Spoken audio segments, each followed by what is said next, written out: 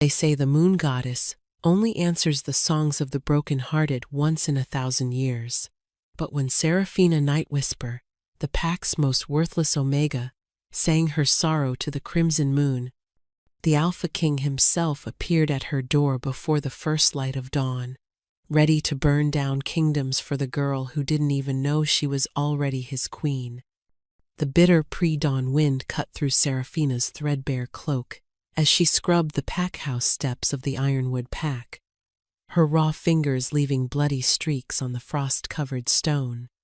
Around her, the other wolves slept in warm beds, dreaming their peaceful dreams, while she, the packless orphan they'd grudgingly taken in, worked through another sleepless night. "Missed a spot, Sarah. Nobody," a cruel voice echoed above her. Seraphina didn't need to look up to know it was Thessaly Goldmane, the beta's daughter, dumping her morning wash water directly onto the steps Seraphina had just cleaned. The scalding water splashed across her hands, but Seraphina had learned long ago that showing pain only fed their entertainment. "I'll clean it again," Seraphina whispered, her voice barely audible, a voice that hadn't spoken above a whisper in 3 years, not since the night her parents died defending a pack that now treated their daughter worse than rogues. But Thessaly wasn't finished. She grabbed Seraphina's chin, forcing those unusual silver eyes that marked her as different, wrong, cursed to meet her own. "Tomorrow's the harvest moon ceremony. You know what that means, don't you?" Seraphina's heart clenched. Of course she knew. Tomorrow, Aldrich Stormclaw, the future alpha of Ironwood Pack, and the man she'd foolishly loved since childhood, would officially reject her as his mate. Everyone knew it. The servants whispered about it. The warriors placed bets on how quickly he'd say the words. "He's going to choose me," Thessaly continued, her perfectly manicured nails digging into Seraphina's jaw. "And when I'm Luna, the first thing I'll do is cast you out. But until then," she released Seraphina with a shove that sent her sprawling into the dirty water. "You'll scrub every stone in this packhouse until it gleams." As Thessaly's laughter faded into the packhouse, Seraphina remained on her knees in the frigid water. Something strange, stirring in her chest, not the familiar ache of humiliation, but something else, something that felt like music. She pressed her hand to her heart, alarmed. She hadn't felt music there since she was barely a year old, the night her mother died defending the pack, when her mother's last words were, "Your voice is your power, little moon singer. But promise me never sing where they can hear you. Never sing until you find the one whose soul echoes yours." But who would ever echo someone like me? Seraphina thought bitterly. Seraphina! The packhouse doors burst open, and Aldrich himself stood there, his massive frame blocking out the light from within. Even at dawn, even covered in dirty water, her traitorous heart still skipped at the sight of him, 6 feet 4 inches of carved muscle, jet black hair, those storm-gray eyes that had once looked at her with kindness when they were children, before her parents died, before she became nothing. "My study, now," he commanded, not even looking at her directly, as if she were beneath his gaze. Seraphina struggled to her feet, water dripping from her tattered dress. As she followed him through the packhouse, she caught her reflection in a mirror, pale skin, made paler by exhaustion, those cursed silver eyes that marked her as an anomaly, long midnight hair that she kept hidden under a servant's cap. She looked like what she was, nobody. Aldrich's study reeked of authority and power. He sat behind his massive oak desk while she stood, still dripping, on his expensive carpet. "The ceremony is tomorrow," he said without preamble. "You know what needs to happen?" Her whisper came out cracked. "Yes, Alpha, future Alpha." he corrected sharply. Then, for just a moment, something flickered in his eyes. Regret? Memory? It's for the best, Sira. He paused, searching for words that wouldn't cut too deep. Not suited for the role of Luna. Thessaly has been trained since birth. She has the bloodline, the strength, the connections we need. And I have nothing, Serafina finished silently. I need you to make this easy, Aldrich continued, his voice hardening again. When I reject you tomorrow, you accept immediately. No scene, no tears. You simply bow and accept. Then you'll be relocated to the Omega quarters permanently if you're lucky. Maybe someone will take you as a third chance mate someday. The words hung in the air like poison. A third chance mate, the absolute bottom of their society, mated only after someone had lost 2 mates already, usually to an old wolf who needed a caretaker, not a lover. Do you understand? His alpha command rippled through the words. Yes, future alpha. Good. You're dismissed. And Sarah? He called as she reached the door. Wear something decent tomorrow. I don't want the other packs thinking we mistreat our Omegas. The irony of his words followed her out. As Serafina stumbled back to her cramped quarters in the packhouse cellar, that strange music in her chest grew stronger, like something wild clawing to get out. She collapsed onto her thin mattress, and for the first time in 3 years, she felt the overwhelming urge to sing. No, she told herself. You promised, Mother. Never sing where they can hear. But the moon couldn't tell anyone, could it? Tomorrow night, after Aldrich crushed her heart in front of 5 packs, after Thessaly claimed her place, after everything was lost tomorrow night, she would sing to the moon one last time. She didn't know that 3 territories away, the Alpha King suddenly stopped mid-sentence. During a war council, his eyes flashing gold as an inexplicable pull tugged at his very soul, whispering a single word. Soon. The harvest moon hung swollen and silver above the Ironwood Pack's ceremonial grounds, though primordial texts warned it could turn to blood when a sacred bond was severed. 5 neighboring packs had gathered to witness what everyone already knew would happen.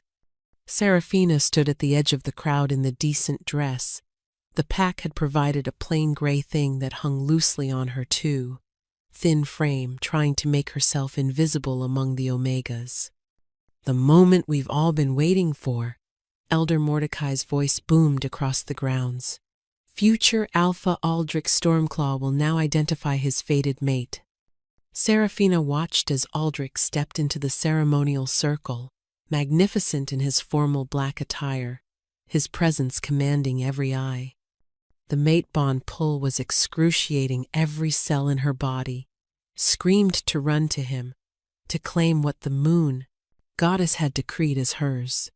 She dug her nails into her palms until they bled, holding herself back. She noticed Luna Margaret, Aldrich's mother, wasn't present, still lost in her grief-induced illness that had kept her confined for 3 years. Unaware of how the pack had descended into cruelty without her gentle guidance, Aldrich's eyes swept across the crowd, paused on her for a fraction of a second, then moved to where Thessaly stood in a stunning crimson gown, her golden hair shining like spun sunlight. I sense my mate, Aldrich announced, his voice carrying across the silent grounds. Serafina's heart hammered as he walked not toward Thessaly, but toward the Omega section, toward her. Whispers erupted like wildfire. He stopped directly in front of her, and for one impossible moment, hope bloomed in her chest. His storm-gray eyes met her silver ones, and she saw it all there, the recognition, the pull, the memory of 2 children who once played together in these very woods before rank and death tore them apart. Serafina Night Whisper, he said, loud enough for all 5 packs to hear. You are my fated mate, the crowd gasped. Thessaly's face went white with rage, but Aldrich wasn't finished. "And I, Aldrich Stormclaw, future alpha of the Ironwood Pack, hereby reject you as my mate and Luna." The words hit her like physical blows, each one tearing something vital inside her. The mate bond, so newly acknowledged, began shredding apart, sending agony through every nerve. "I reject you," he continued, his voice steady and cold, "for the good of the pack, for you lack the strength, the breeding, and the qualities required of a Luna. You are unsuited for this role in every conceivable way." Seraphina's knees buckled, but she forced herself to remain standing. The crowd was deathly silent, watching her, waiting for her to speak the acceptance that would complete the rejection. Some looked sympathetic, most looked unsurprised, and a few, like Thessaly, looked triumphant. Above them, the silver moon began to bleed crimson at its edges, as if responding to the severing bond.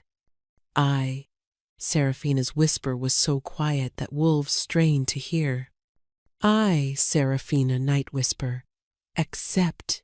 A howl suddenly split the night, not from anyone present, but from somewhere deep in the forest.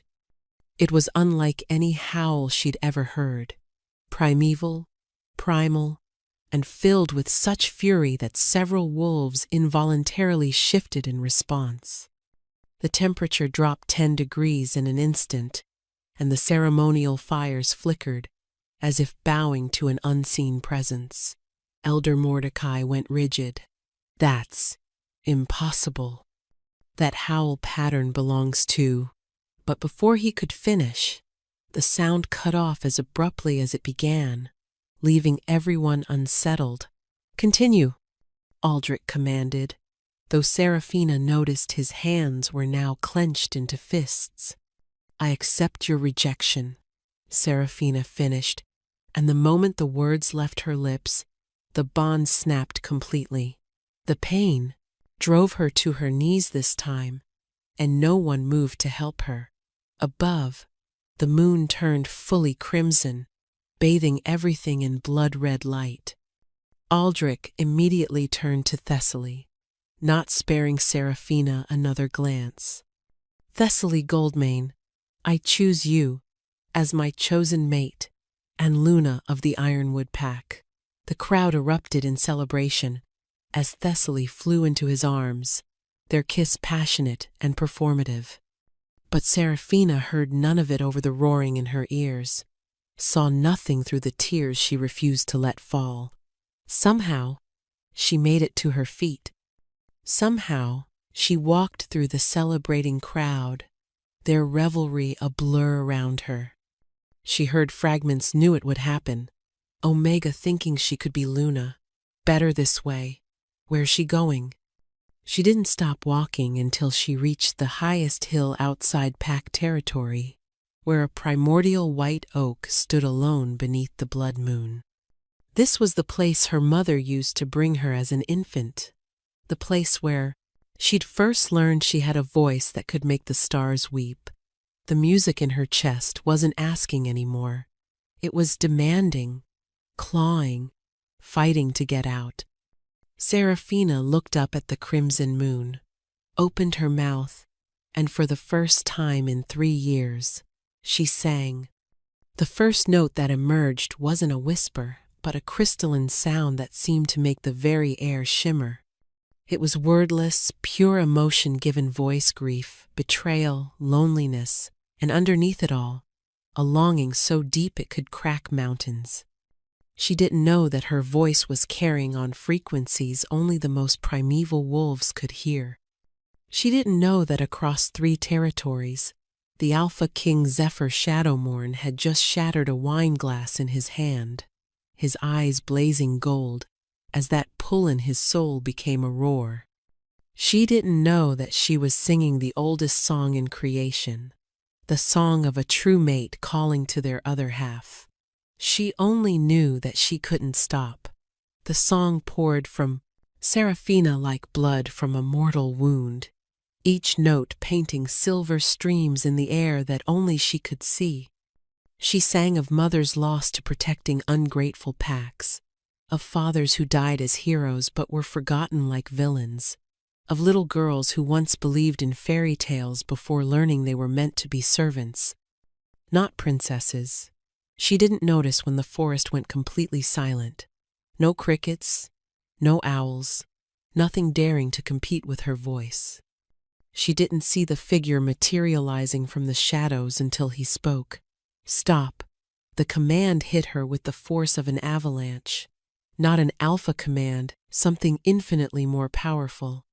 Her voice cut off mid-note, and she spun around to find a man standing 10 feet away, except he wasn't just a man. He was death-given form, power made flesh, standing at nearly 7 feet with ink-black hair that seemed to absorb moonlight. His eyes weren't just gold, they were molten, primordial, burning with an intensity that should have terrified her. He wore all black, but it wasn't modern clothing. It was something older, wilder, with traces of armor that belonged to a different age. But it was his presence that stole her breath. It pressed against her like a physical thing, making the air thick, electric. This wasn't just an alpha. This was something else entirely. Do you have any idea? His voice was controlled fury wrapped in velvet. What you've just done? Serafina stumbled backward, her back hitting the oak tree. I was just. Who are you? He took a step closer, and she realized the moonlight wasn't reflecting off him. It was bending around him, as if even celestial bodies recognized his dominion. You were just singing a summoning song that hasn't been heard in 3 centuries. You were just calling to every primordial bloodline within 1,000 miles. You were just. He stopped abruptly, his nostrils flaring. His entire body went rigid. You're bleeding. Serafina looked down at her palms, where her nails had left crescents of blood. It's nothing. He moved. 1 second he was 10 feet away. The next he had her wrists in his hands, his touch sending electricity shooting up her arms. But it wasn't pain, it was something else. Something that made the broken mate bond feel like a paper cut compared to a lightning strike. Nothing? His thumbs traced the wounds with unexpected gentleness. You're rejected, shattered, and bleeding under a blood moon that's listening, and you call it nothing? His eyes snapped to hers. What's your name? Serafina, she whispered, caught in those burning gold eyes. Serafina, Night Whisper. Something flickered across his face, recognition. Impossible. She'd never seen him before. She would have remembered someone who felt like standing next to a barely controlled wildfire. Night Whisper. He said it like he was tasting the word. Of course. The last Moonsinger bloodline. I thought your kind were extinct. My kind? She tried to pull her wrists back, but his hold, while gentle, was immovable. I'm just an Omega. His laugh was dark, bitter. An Omega? Is that what they told you? Is that what you believed? He released her wrists but didn't step back. Tell me, Omega, why do you think your voice can make primeval oaks weep silver tears? Serafina glanced at the tree behind her and gasped. Silver sap was running down the bark where she'd been singing, gleaming like liquid starlight. That's not. I didn't. You did, just as your mother did before you and her mother before her. Your mother bound her power 20 years ago when she mated your father. She died defending the pack when you were barely a year old, but her bound power passed to you, waiting. His expression darkened. They kept you ignorant, broken, convinced you were worthless when you're... He cut himself off, jaw clenching.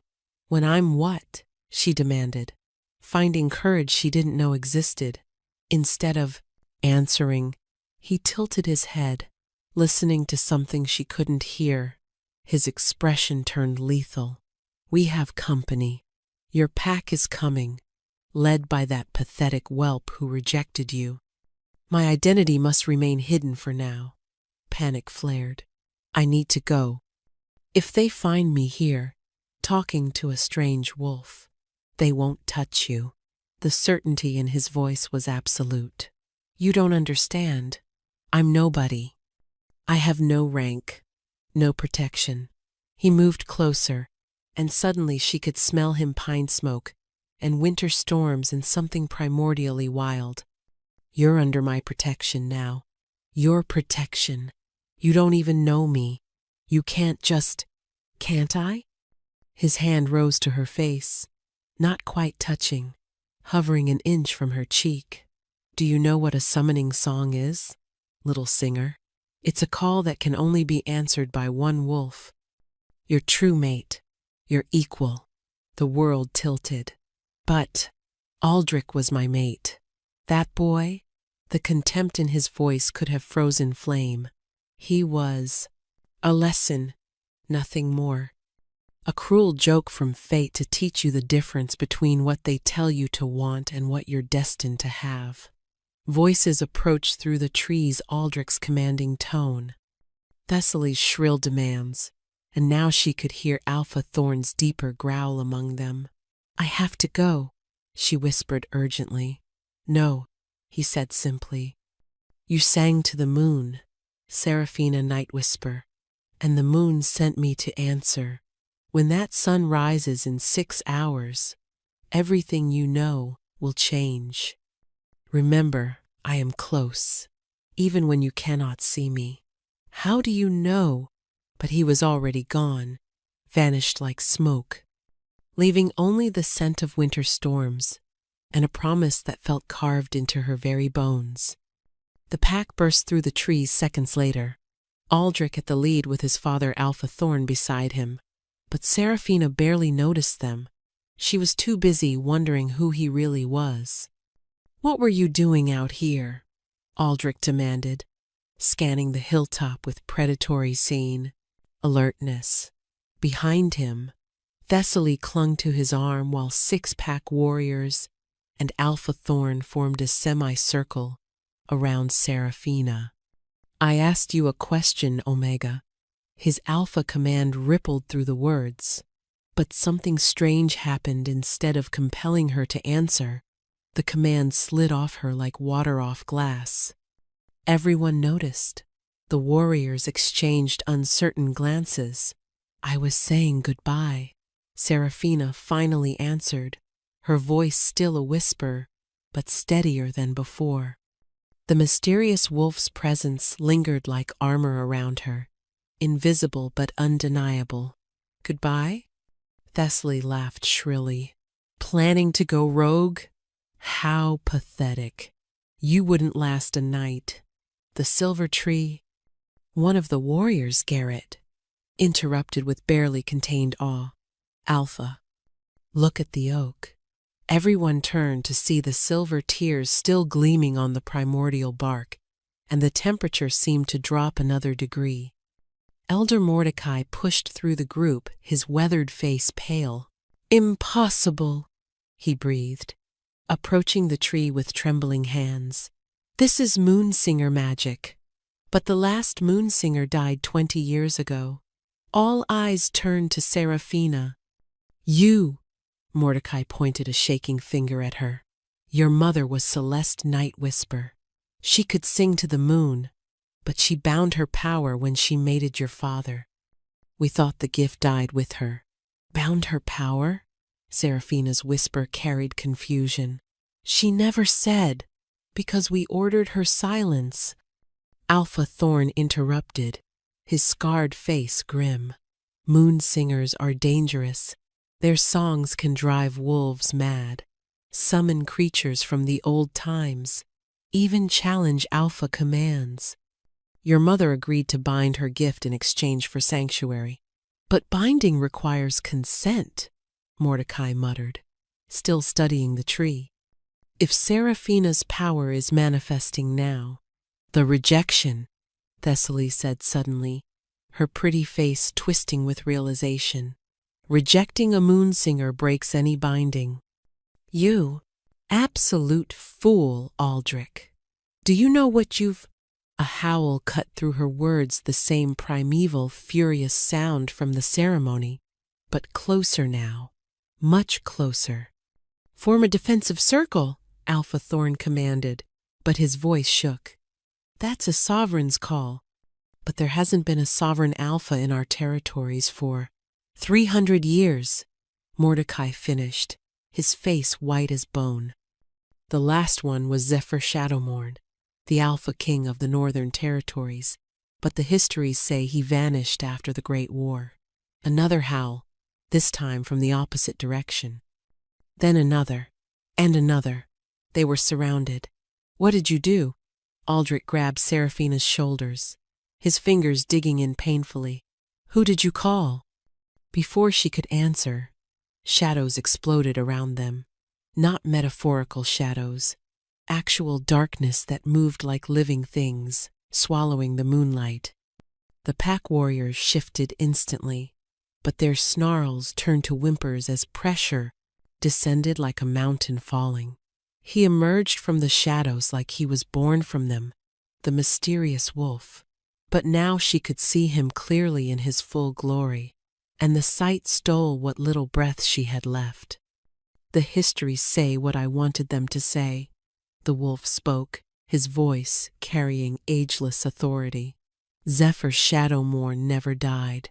He simply waited. Impossible. Alpha Thorn dropped to his knees, his head bowed. You're supposed to be dead. The records.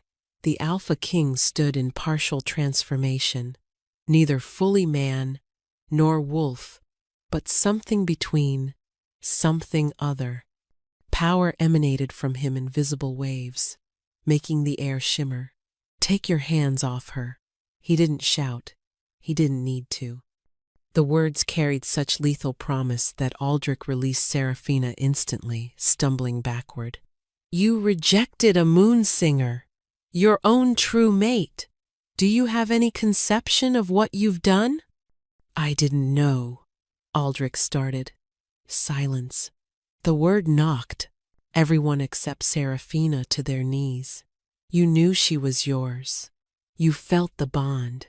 You chose politics over the sacred gift, and in doing so, his smile was all predator. You released her from your pathetic pack's authority. She's still our Omega, Thessaly tried to protest from the ground. Zephyr's gaze shifted to her, and she screamed, clutching her head. Omega? This girl's bloodline is older than your entire pack combined. Her ancestors sang the first wolves into existence. She is royalty you're not worthy to serve. He moved to Seraphina then, his expression softening in a way that transformed his terrible beauty into something almost gentle. Are you hurt? I don't understand, she whispered, overwhelmed. Any of this. You will. He lifted her hand, studying the healing crescents on her palms. Did you know, little singer, that when a moon singer calls under a blood moon after a rejection, she can claim any wolf who answers? Gasps echoed around them. Seraphina's eyes widened. Claim? His smile was dark honey and timeless promises. You sang, I answered. By the old laws. That makes me yours, if you want me. That's preposterous. Aldrich struggled against the invisible force holding him down. She's nobody. She can't claim an Alpha King. Zephyr's eyes flashed pure gold. Watch her. But before anyone could respond, more shadows materialized, 6 wolves stepping from darkness itself, each emanating power that marked them as primordial alphas. My lord, one addressed Zephyr, though his eyes fixed on Seraphina with wonder. Is it true? A moon singer lives? Not just lives. Zephyr responded to his wolf, though his molten gaze remained on Seraphina. She sang the summoning song under a blood moon. After a rejection, The 6 primordial alphas went utterly still. Then, as one, they dropped to one knee facing Seraphina. "What are they doing?" she whispered, taking an instinctive step back, only to find Zephyr behind her, his presence a wall of controlled power. "Showing respect to the one who could command us all if she knew how," he murmured near her ear, his breath sending shivers down her spine. "Moon singers don't just sing, precious one. They reshape reality with their voice. And a moon singer who's been rejected, whose power has been unbound." His chuckle was dark velvet. "Let's just say kingdoms have fallen for less." "Lies!" Thessaly shrieked from where she knelt, fighting against the pressure. "She's weak, pathetic. She can't even shift properly. I've seen her try." Seraphina flinched, the familiar shame rising. It was true her wolf form was small, silver-white, instead of the normal browns and grays, considered defective by pack standards. "Can't shift properly?" One of the primordial alphas, scarred and massive, raised his head. "My lord, may I?" Zephyr nodded, and the alpha stood, approaching Seraphina slowly, like one might approach a sacred shrine. "Little singer, your wolf isn't defective. She's pure. Moon singers don't shift like regular wolves. They become something closer to the original forms, the ones from before we diluted our blood with human weakness." "Show her," Zephyr commanded softly. "Show her what she is." "I can't," Seraphina whispered, years of failed attempts crushing her. "I've tried." "You tried to shift like them." Zephyr's hand settled on her shoulder, and power flowed from his touch like liquid starlight. "Try singing your wolf free instead." "Singing my wolf?" "Your voice is your power. Everything you are flows from it." His thumb traced the curve of her shoulder blade. "Sing, Seraphina. Let her out." She wanted to protest that it was impossible, that she'd tried for years, but something in his voice, in his touch, made her believe. She closed her eyes, felt for that music in her chest, and let out a single, pure note. The transformation didn't hurt. That was the first shock. Every shift she'd attempted had been agony, bones breaking and refusing to set right. This was like becoming liquid moonlight, reforming as something that had always existed beneath her skin. When she opened her eyes, the world had shifted to sharper focus, scents and sounds crystalline clear.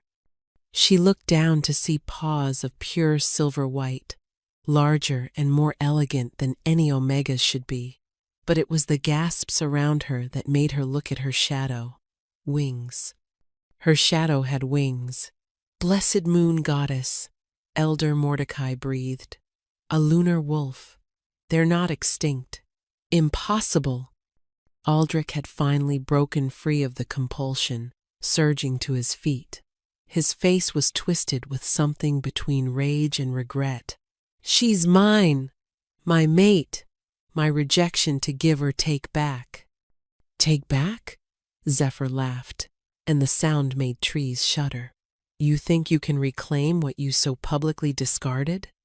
Aldrich's eyes were desperate now, seeing Seraphina's true form, understanding what he'd thrown away. His wolf was howling in agony at their mistake. "The rejection isn't complete. She accepted under duress. The pack laws state—" "Pack laws?" Zephyr moved so fast he blurred, suddenly standing between Aldrich and Seraphina's wolf form. "I wrote the first pack laws, whelp, and they clearly state that a moon singer's mate bond, once rejected, can never be reclaimed. It's not just broken, it's annihilated." He turned to Seraphina then, his expression softening. "Shift back, beloved. There's more you need to know." She wanted to ask how, but her body seemed to know, flowing back to human form as easily as breathing. Except now, she stood taller, her silver eyes brighter. Her very presence changed. The meek Omega was gone, replaced by something luminous and untamed. Pretty tricks, Thessaly spat, though her voice trembled. But power means nothing without breeding, without training. She doesn't even know pack hierarchy, let alone how to be a Luna. Luna? Zephyr's smile was sharp as broken glass. Who said anything about her being a Luna? He pulled something from the shadows themselves, a crown of midnight black metal, interwoven with silver moonstone, primordial and humming with power. A Luna serves an alpha, he continued, his voice carrying across the hilltop. But a moon singer who claims an alpha king? She doesn't become a Luna. He stepped closer to Seraphina, the crown gleaming in his hands. She becomes the alpha queen. No, Alpha Thorn whispered, understanding dawning in his eyes. The old laws. If she claims you, if you accept, then both territories. All 7 territories, Zephyr corrected. Every pack from here to the northern wastes would bow to her song. And the High Council knows this. Their executioners are probably already on their way. They always come when old magic stirs. His attention returned to Seraphina, and for the first time since appearing, she saw uncertainty flicker in those ageless eyes. But the choice is yours, little singer. You can walk away, reject my protection, refuse the Taceria, claim, and make your own path. Seraphina looked at the crown, at him, at her former pack, kneeling in terror and awe. Or? She asked, her voice no longer a whisper. His grin was pure wolf. Or you let me kneel before the first woman in 3 centuries who could bring me to my knees with a single note. You can't seriously be considering this. Aldrich's voice cracked with desperation, his wolf's agony bleeding through. Seraphina, you don't know him. He's the Shadow King, the monster from the old stories. He's killed thousands. Only those who deserved it, Zephyr said mildly, though his eyes remained on Seraphina, and I've saved tens of thousands more. But please, do tell her more about monsters. Boy who rejected his mate for political gain.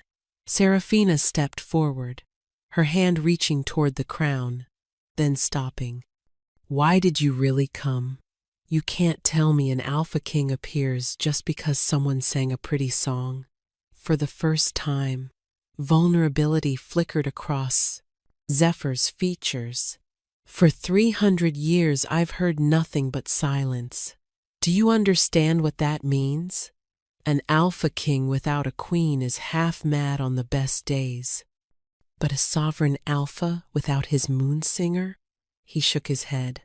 I stopped sleeping decades ago because the dreams were nothing but emptiness. I stopped feeling anything beyond duty and rage. Then tonight, he lifted his hand, and shadows danced between his fingers. Tonight, I heard you sing my true name. I didn't sing any names. Not with words.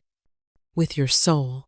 Every moon singer has one wolf they're born to sing for, one soul that matches their frequency. You sang pain and loneliness and betrayal, but underneath it all, you sang recognition. You knew me before we ever met. That's impossible, she whispered. But even as she said it, she knew it wasn't. She'd felt him in her chest her whole life, a missing piece she'd tried to fill with Aldrich's cold affection. Is it? He stepped closer, the crown still offered between them. Tell me you don't feel it. Tell me your wolf isn't crying out for mine right now. She couldn't. Her wolf was practically howling, straining toward him with a desperation that should have frightened her. If I accept, she said slowly, what happens to them? She gestured to her former pack. Whatever you decide, Zephyr replied. That's what it means to be Alpha Queen. Their fates. would be yours to command. Thessaly let out a strangled laugh. She's too weak, too soft. She couldn't even stand up to me, let alone command. Seraphina's head snapped toward her, and for the first time in her life, she didn't lower her gaze. Be quiet. The words weren't loud, weren't even particularly forceful, but Thessaly's mouth snapped shut, her eyes widening in shock. She physically couldn't speak. Interesting, Zephyr murmured, his smile growing. You're already learning. Command is in your blood, Silver Heart. You just needed someone to show you it was there. The pack would never accept it, Alpha Thorn protested, though his voice was weak, and Omega becoming queen. Former Omega, one of the primordial alphas, corrected. The moment her mate rejected her, she became packless, free, and a free moon singer can choose any pack she wishes. Or create her own. Create her own? Seraphina's eyes widened. Zephyr nodded. 7 territories worth of lone wolves, rejected wolves, and forgotten bloodlines would follow a moon singer's call. You could build something entirely new. Or, he lifted the crown slightly, you could accept what's already yours and transform the existing order from within. A commotion in the tree line drew everyone's attention. More wolves were arriving, not just from Ironwood, but from all 5 packs who'd attended the ceremony. Word was spreading like wildfire.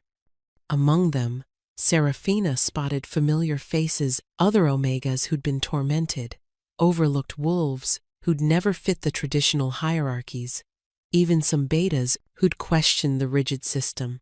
They were all looking at her, not with the disgust or pity she was used to, but with something that looked like hope. They came because they heard you sing, Zephyr said quietly. Even from miles away, every wolf with even a drop of primordial blood felt it. Do you understand what that means? She was beginning to. The music in her chest wasn't just her power, it was a call to all those who'd been silenced, overlooked, rejected. If I say yes, she said, meeting his molten gaze. I want conditions. His eyebrows rose, and several wolves gasped at her audacity. You would negotiate with an alpha king? I would negotiate with my potential mate, she corrected, and his eyes flashed with approval. Name them. The Omegas get equal treatment. The rigid hierarchies get reformed. And anyone who's been rejected unfairly gets a second chance. And if the alphas resist?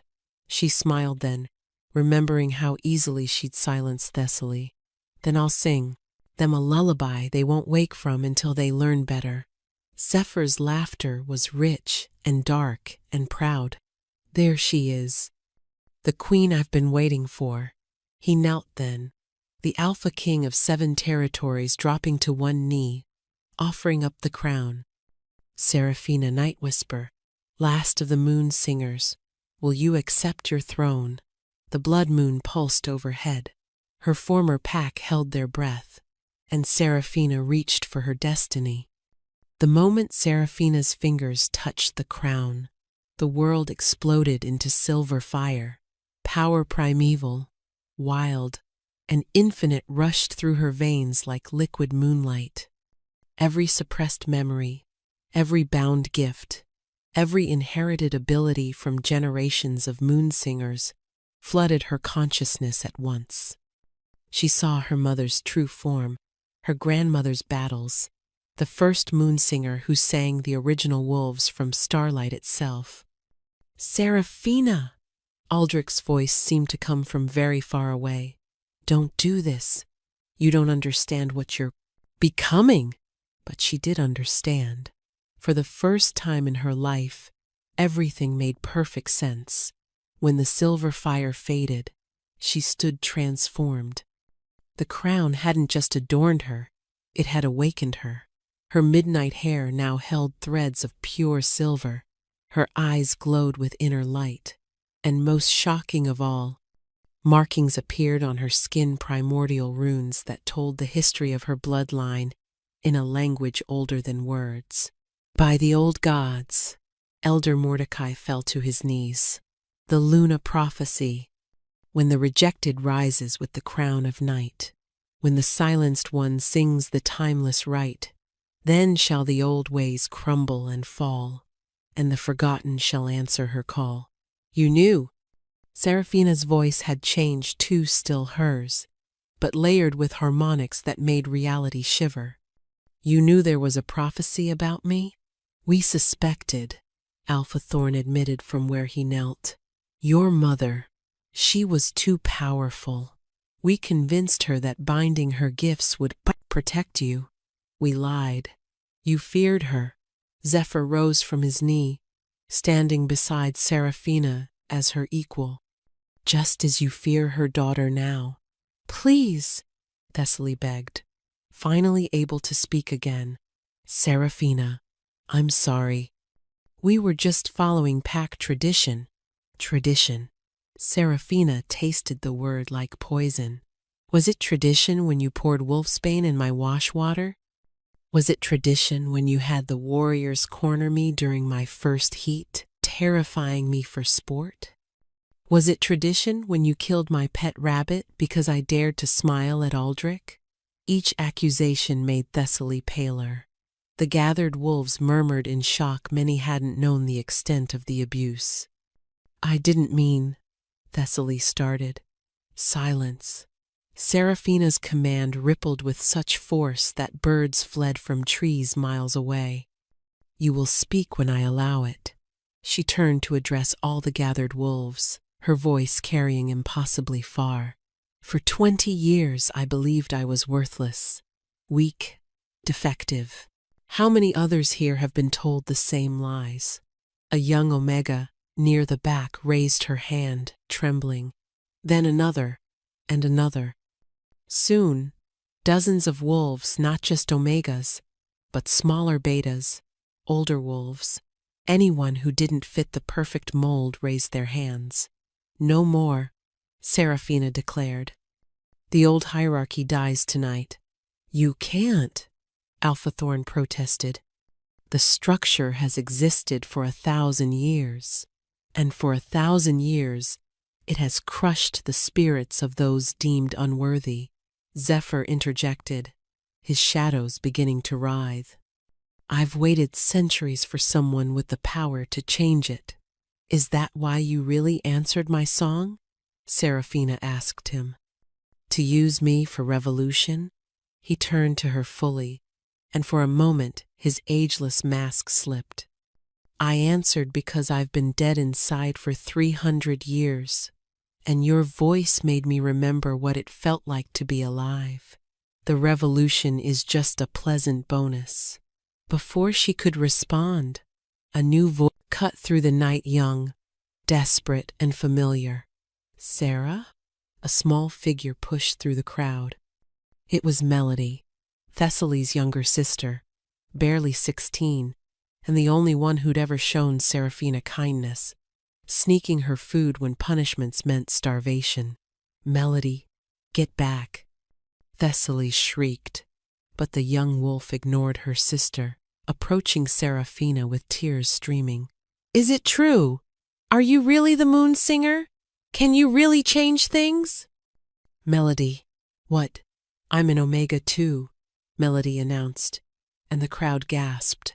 Mother hid it, with suppressants and false papers.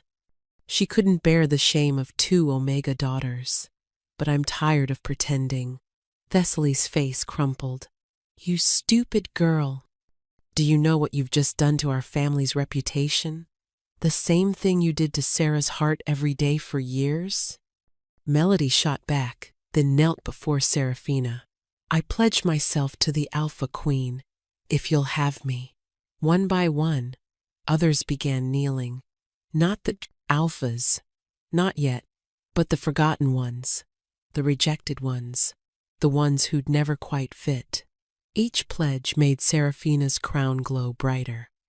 Aldrich watched with growing anguish, his wolf howling louder with each passing moment. This is madness! He finally exploded.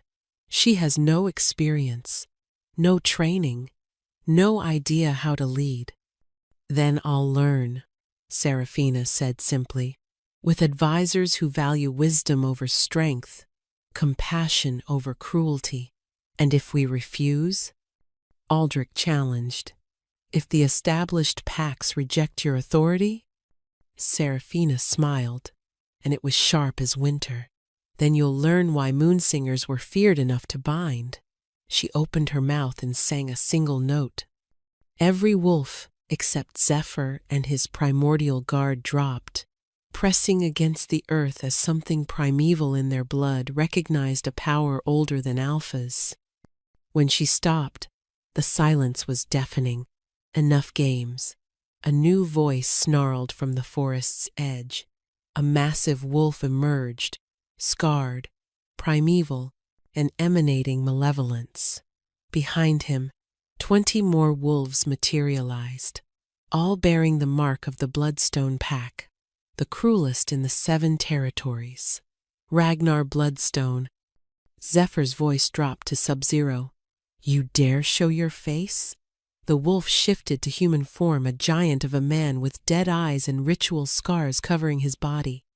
I heard a moonsinger had awakened. Came to see if it was true or just another fairy tale.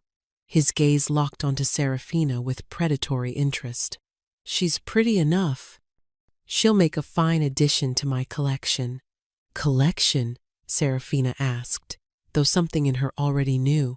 Ragnar collects powerful females. One of Zephyr's guards spat. Keeps them bound in his fortress, forced to bear his offspring. Had your mother on my list before she died? Ragnar said casually, and Serafina's vision went red. Moonsinger bloodline would breed strong pups.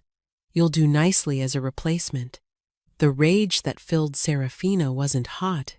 It was Arctic, absolute, and older than mountains. When she spoke, her voice harmonized with something beyond mortal comprehension. You want me? Each word made the air crystallize. Then come claim me. Ragnar laughed and lunged with impossible speed. He never reached her. Serafina sang not a note, but a word in the first language, the one that existed before speech. Ragnar froze mid-leap, his body suspended in air as reality itself obeyed her voice. Impossible, he choked out, struggling against invisible bonds. You threatened my mother. Serafina walked closer, each step leaving frost on the ground. You've enslaved innocent wolves. You represent everything poisonous about the old ways. Kill her, his wolves howled, charging. Zephyr moved to intervene, but Serafina raised her hand, stopping him. No, they need to see. She sang again, weaving multiple notes that shouldn't exist in the same octave. The charging wolves didn't just stop. They began transforming against their will, shifting between human and wolf in a painful cycle that left them writhing. Mercy! One screamed. Like the mercy you showed your captives? Serafina's crown blazed. But I'm not you. She changed her song, and the wolves' pain ceased. Instead, they began to weep great, soul-deep sobs, as her music forced them to feel every ounce of suffering they'd inflicted on others. Please, Ragnar begged, tears streaming down his scarred face. Make it stop. The females you've captured, Serafina commanded. Where are they? Northern Fortress, 3 miles past the canyon. She looked at Zephyr's guards. Free them. Bring them here. They vanished into shadows instantly. As for you, she studied Ragnar with cold assessment. Death would be too simple. She sang once more, and Ragnar screamed as his body began to change not into a wolf, but something smaller, weaker. When the transformation ended, a common Omega wolf stood where the Alpha had been. Live as what you despised most, she declared. Maybe you'll learn empathy, though I doubt it. My queen, Zephyr murmured with dark approval. Remind me never to anger you. Before she could respond, his guards returned with 37 females, wolves, but also witches, fae, and other supernatural beings Ragnar had collected. Many were pregnant, all were traumatized, and every single one stared at Seraphina with desperate hope. You're free, Seraphina announced, her voice gentle now. All of you, go where you wish, or stay under my protection. The choice is yours. The Alpha Queen protects all species? A young witch asked in amazement.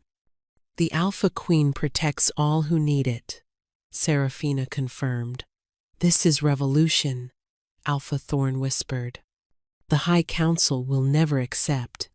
The High Council is dissolved, Zephyr announced. Or did you forget that as Alpha King, I have that authority?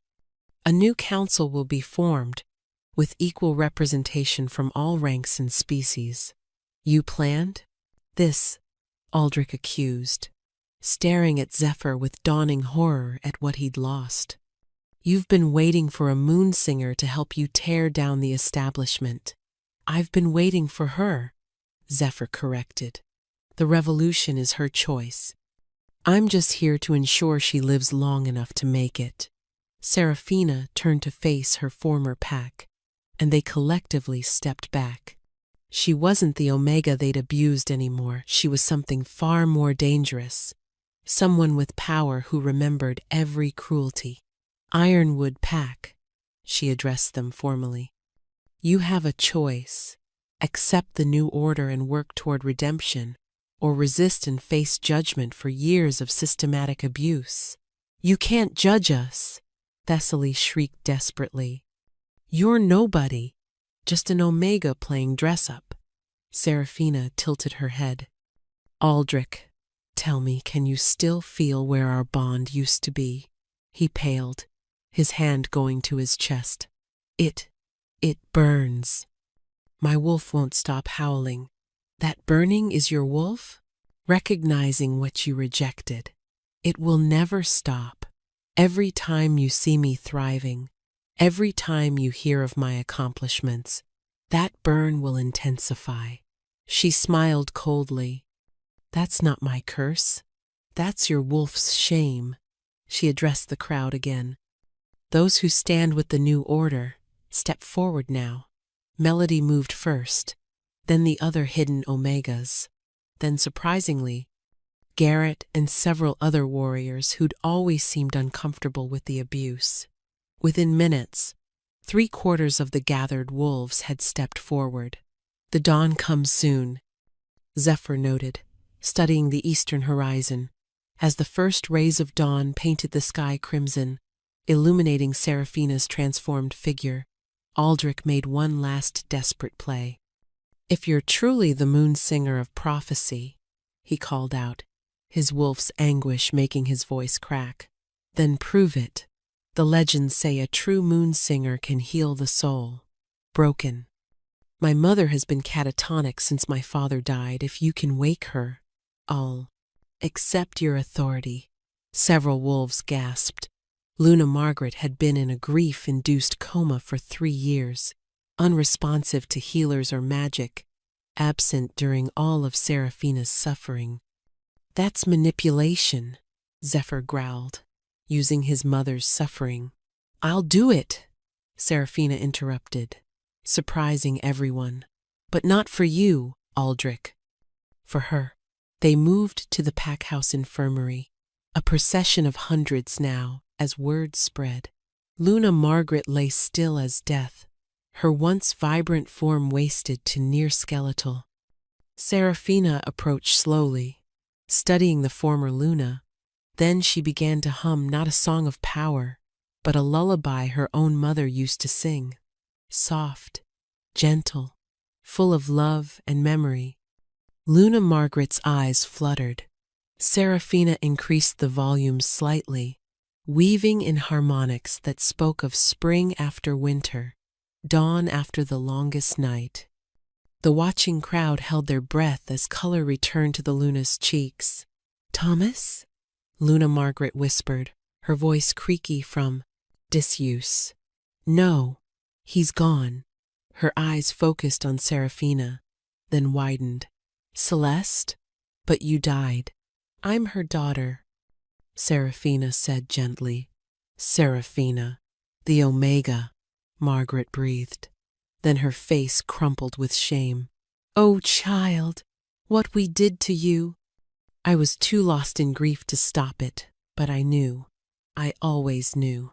She struggled to sit up, her eyes taking in Seraphina's crown, her markings, the gathered crowd, the prophecy.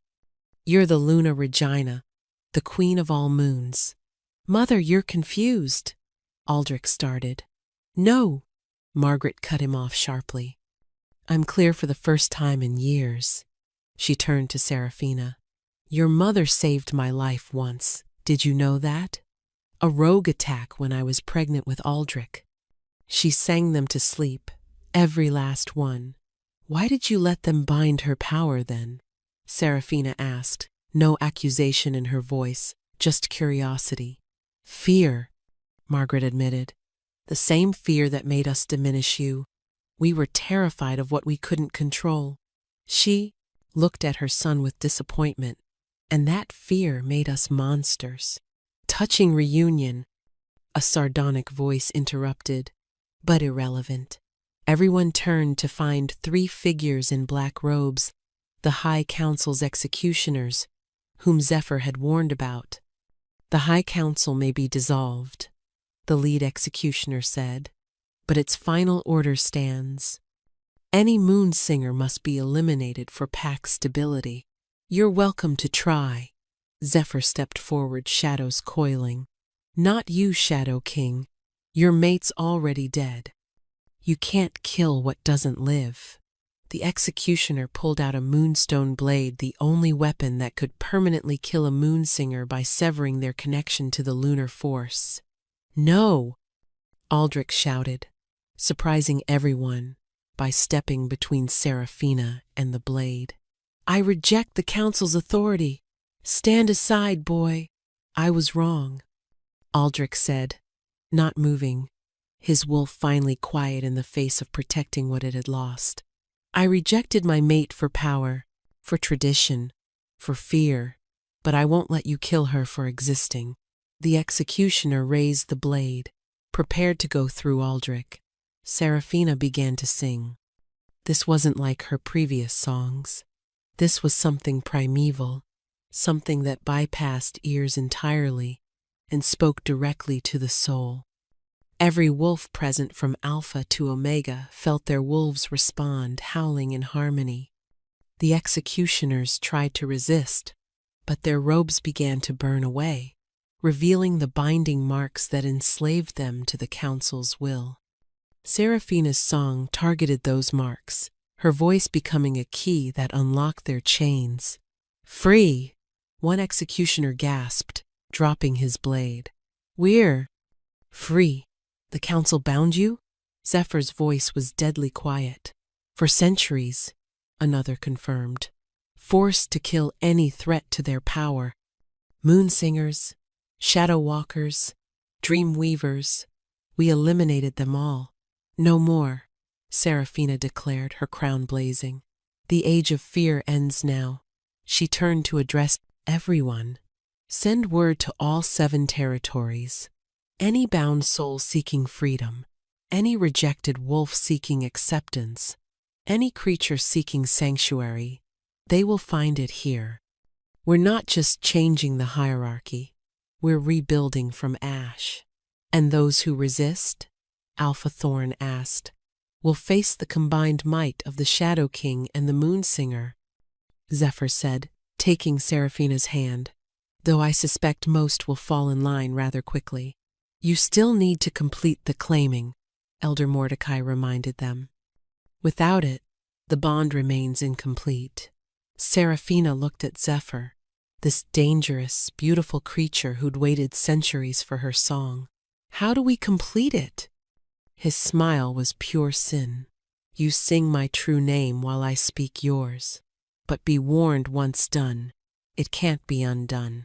We'll be bound beyond death itself. Trying to scare me off? Trying to ensure you understand? I'm not a temporary choice. I'm forever. She lifted her chin. Then let's make it official. Under the full witness of 5 packs in the rising sun, Seraphina sang Zephyr's true name, not the one he wore for the world, but the deep, resonant sound that was carved into his very essence. As her voice wove through octaves that shouldn't exist, shadows and light began to dance together, creating something entirely new. Kaelin Zephyr Shadowmorn, she sang, each syllable making reality ripple. Alpha of the eternal night, guardian of the forgotten, king of shadows and sorrow, I claim you as mine. Zephyr's eyes blazed pure gold as he spoke in return.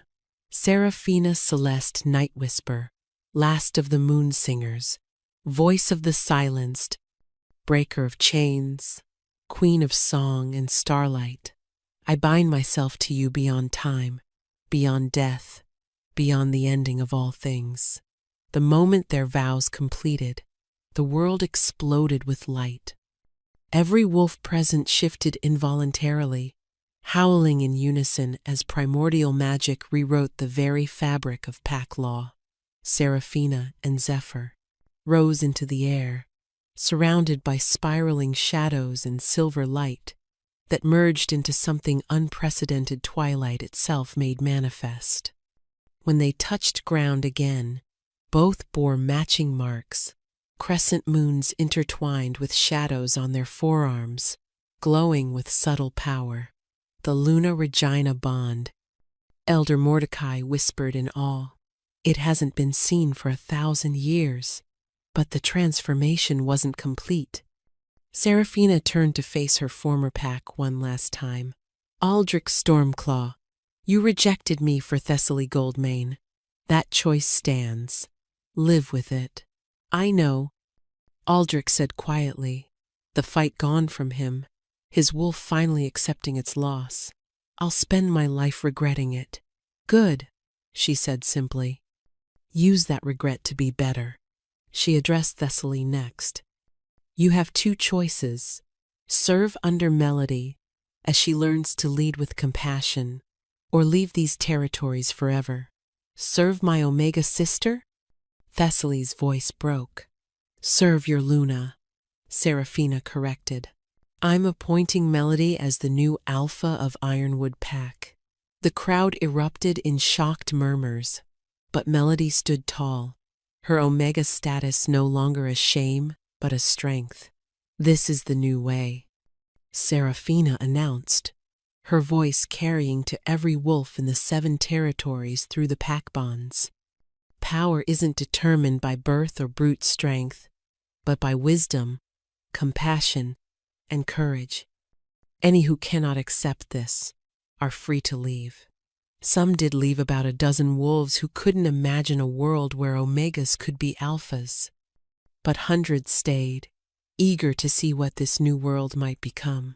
My queen, Zephyr murmured, pulling her against him as the crowd began to disperse. Ready to reshape the world? She looked at the wolves around her former Omegas, standing tall, rigid alphas learning to bow, primordial enemies considering peace, and smiled. We already have. 6 months later, the 7 territories had transformed beyond recognition. Pack rankings, based on merit, rather than birth.